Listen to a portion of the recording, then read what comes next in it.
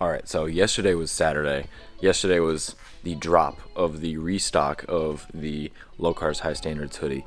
And when I released the first drop, I had no idea how quickly they were going to go. And you guys absolutely killed it. You blew it away. So I knew I had to do a restock.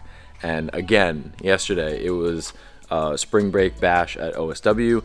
I went live there and I had a little live stream. And you guys killed it once again. Sold out of them in like under an hour. I was, again, just completely blown away. I have all of the hoodies folded up, ready to go, but I just want to tell you how much it means to me.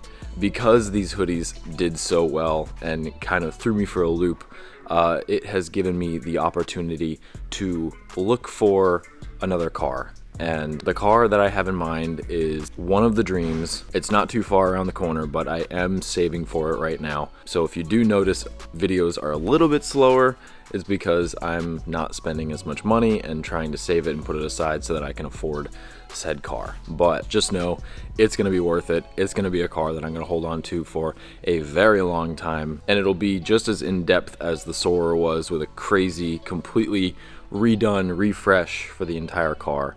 And I'm so stoked. I'm so looking forward to it. But yeah, aside from that, in this video, I want to get this bumper put on the LS400. And I also want to paint the white portion black, just so that it kind of blends in a little bit better. I might try and run to advanced to see if they have a gray that's kind of close to the two-tone for now. I plan on getting this bumper completely bodyworked and fixed because there's some cracks in some places and places that need some work. But I think the first thing I'm gonna do is take this thing outside, tape it up, mask it up, get it painted, and then we'll start taking off the LS400 bumper, put this one on.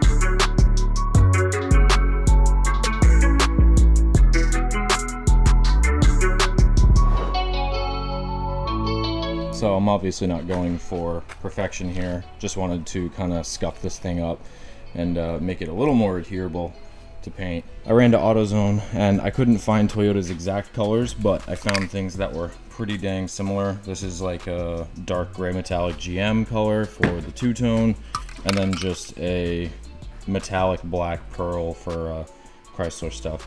So it should match pretty close. Either way, I'm not really worried about it if it's slightly off, because I don't think I'm going to keep the two-tone in the long run, just because the whole front end swap is not going to have two-tone on it to begin with. So yeah, I'm going to let this dry. I hit it with mineral spirits, and then I'm going to start masking it up and start spraying. Alright, so I think I'm going to tape up the white part first. We don't have painter's tape. I thought that we did, and I should have grabbed some at AutoZone, but I didn't, so I'm using good old tan tape.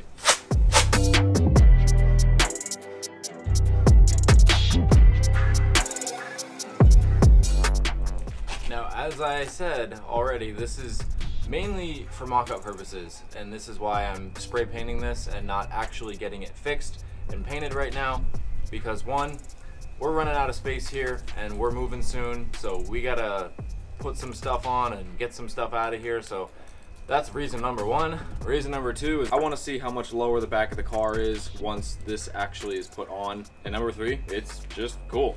So I'm hoping that because there's a separation between the colors, you won't notice a difference too much. If it was like me trying to paint this one and it was right next to the OEM one, you'd definitely notice a difference. But because there's a gap, it'll make, if this is slightly different, less noticeable. First, dusting. Not too bad. Let it dry for a little bit, and then we'll hit it with a heavier coat.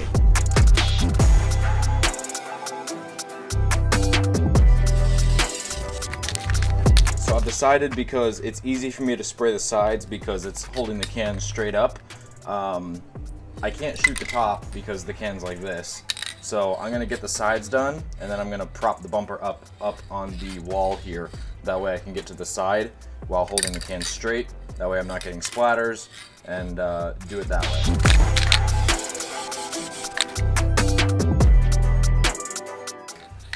I am pretty proud of that. That looks really good. It's like no tiger striping. with that at all. I'm really content with that. I like that a lot. Not too bad. Still a little dusty, but a couple more thick coats and it should look good.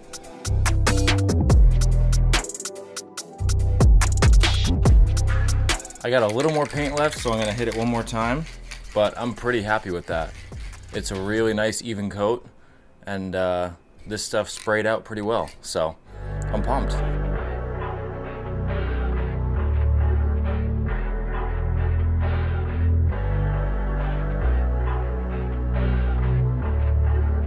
Look at this. I'm like really proud of myself for how this came out. Call me Bodyman Mike. That also brings me to something else that I wanted to talk about. As you guys obviously know, we're doing the Century front end swap on the LS400, and that is going to be a huge task to overcome. And I've been reaching out to body guys over the past week or two, trying to get their input on things, and it's turning into something that could be thousands and thousands of dollars to complete. And because of future decisions that I have made, not talking about the car that I mentioned earlier in this video, but about another one, it's kind of made it not worth it to pay thousands and thousands of dollars to have the front end body worked on by a really good professional. And I love tinkering and I love long, tedious body shop stuff. It's very satisfying to me, and that brings me to what I'm trying to ask you guys. So leave it down in the comments because I'm definitely curious, but I am debating on trying to tackle the Century front end swap myself. I don't know how to weld. I've never fiberglass repaired before. I've done some Bondo work in the past, which I know there's going to be quite a bit with that swap, but I'm up for a challenge. And I think because I do that, I will save myself a lot of money in the long run, and it will be more content for you guys because I'll be learning at the same time, and the car won't be at someone else's shop, you know, a half hour, an hour away, and I'm going to be running back and forth trying to film over there, and it could just make things hectic doing it that way. But I think if I was to try and tackle it myself and see how everything goes, it would be really cool. Worst case, I absolutely butcher the front end and it doesn't look good, but I think that I can do it with the help of some friends and pointers and things like that here and there. I obviously can't do that here because we are running out of space very quickly, and we have the new location coming very soon. So in terms of completely taking apart that car, I will probably save it for when we are there and not here. Makes a lot more sense. I'll be able to get the car in the air on jack stands, completely dismantle the front end, and actually start messing with the bigger components like the hood and the front bumper and the grille and the headlights and all that stuff, trying to see if I can even get those things to line up. I was looking at pictures again of the other examples of this swap that have been done over in China and Japan, and it looks like they utilize the entire Century hood, which I don't understand with the way that the Century fenders line up. So I need to just take the time and strip the car down and just start putting things on and see where it takes me. So that's why we're not doing any Century stuff in this video, because we're still here and not at the new spot. So once we're there though, I plan to rip the car apart and we really start diving into the Century stuff.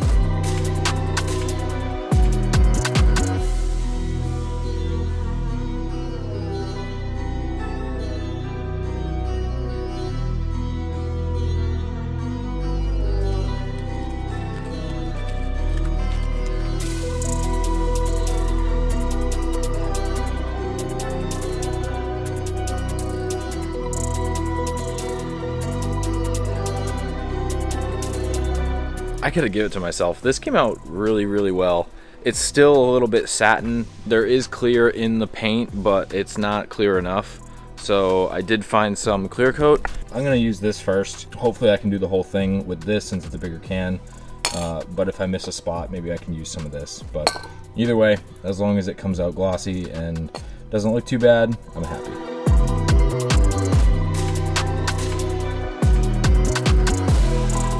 I'm worried that the bottom part of the new bumper is going to be way too low, and I'm going to basically blow this bumper apart trying to drive. A couple friends told me to look out for that, so we will see when I go to put it on. I might have to do some fiberglass trimming but who knows?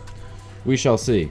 All right, so it's the next day. I got caught up with some stuff, but LS400 is outside. I'm just gonna do it out here. It shouldn't be too bad to take the rear bumper off. I'm just gonna jack it up and take the back wheels off, like I said, and just kind of plug away at that stuff. But I'm gonna set you guys down and time-lapse taking it off, and if I come up with anything that you might need to know if you're trying to take it off, I will let you know.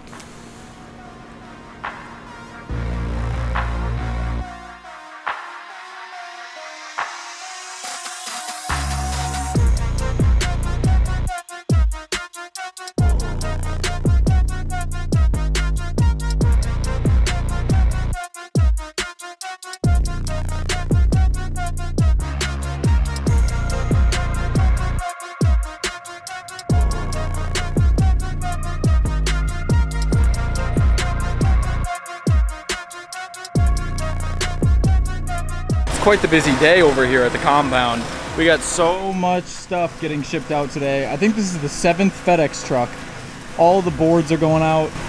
Friggin' so many noises and everything, but I finally got the bumper off. Let me show you the handful of bolts that came out of this bumper. This is unnecessary, Lexus. I know you're trying to make a luxury vehicle, but god damn. That's not counting the other 8 that I have laying on the ground. But anyways, you can see the height difference in these bumpers, which is what has me kind of skeptical, because I'm gonna put this on the ground and the edge of this is gonna be like really close to the ground. So, factory, not factory. Factory, not factory. This is a Junction Produce VIP bumper as well. I think I forgot to mention that in this video, but I mentioned it in the Century front end reveal video. Sick bumper. But seeing these two in the light, I did a pretty damn good job color matching this. I'm like really impressed. I think that even though it's a spray paint job, it'll satisfy me until this is like body worked, which is sick. So I'm going to try and slap this on, and it came off a car, so I know it fits. It just might need some finagling, so we shall see. But I'm pumped to see what it looks like.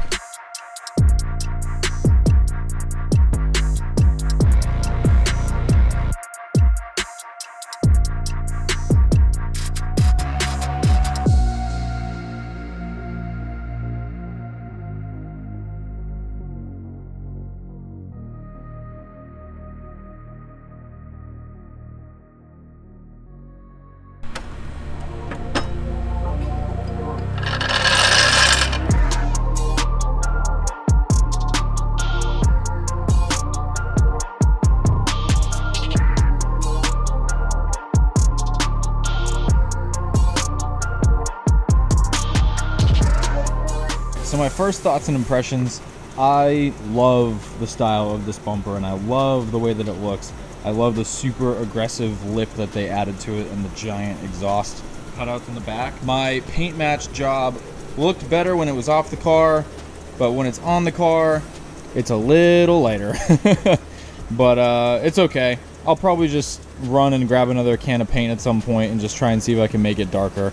I'm not going for perfect right now. It's still got to get all fixed up and stuff, but I'm still debating on if I need to cut this bumper to make it shorter to match the body lines, because from this side, when I look at the car from a side profile, it looks like the bumper is in line with the side skirts, and it's kind of hard to tell because the other trim is darker, but the height of this here as opposed to this here is pretty much identical. But when I go to the other side and I look at the other side, it looks way different, and it looks a whole lot lower than the back end, which confuses me. So I'm trying to figure it out. I'm trying to think. I don't think I'm on uneven ground. I could be, but maybe I'll move the car and see if I can make it work on some different ground. I'm gonna move the car probably to like right here and back it up just so that it's on some flat ground and see if it makes a difference. But I really like the style of it, and especially when it has some exhaust tips sticking out the back, I think it's going to be super cool. But I'm going to back it up and check it out on some more even ground and see if the height changes at all. All right, so I backed the car up, and now that it's on some flatter ground, you can definitely see that the bumper needs some trimming in the back, which is okay. It's not hard. The edge here is a lot thicker than the edge up here, so I'm just gonna kind of bevel it and follow it down. I'll probably end up getting rid of all the cracked part, which is kind of cool. Tape it off, make a nice straight line, look at it a bunch, make sure it's good, and then I'll just trim it with a angle grinder or something like that. But it shouldn't be that bad. If you look at the other side, I did the finger method. I was able to fit 4 fingers on both sides, so it is level, but it is definitely a lot lower than the actual car itself. And I know I could just get side skirts for the car, but I'm trying to keep the profile of this car as slim and even as possible. I don't want to add a bunch of aero to it because then it's just going to make the car look thicker, and I'm not going for that. I want it to be long and skinny and low, but I'm hyped on this bumper. I really love it. So probably in the next video, it'll involve trimming this bumper up and getting it painted a little bit darker, see if I can make it match and work. But I'm stoked on it.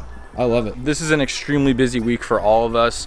We are hopefully going to be in the process of moving buildings, which means that we have to get all our shit, get it out of here, move it to the next spot, which is going to take a while. So if the uploads are kind of slow for the next week or so, I know I haven't uploaded in a while before then, but it's been busy the past few weeks. So I'm going to try my best to get all of the hoodies out this week as well. If they take a little bit longer this time around, I apologize, but just know that I'm not being lazy. We just have a lot of work outside of it that we are trying to get done and scramble for next week. I hope you guys are stoked for the LS content. I hope you guys are stoked for the new spot, and I think it's going to be really awesome. So I'm going to end the video here. I hope you guys enjoyed, and I'll see you in the next one.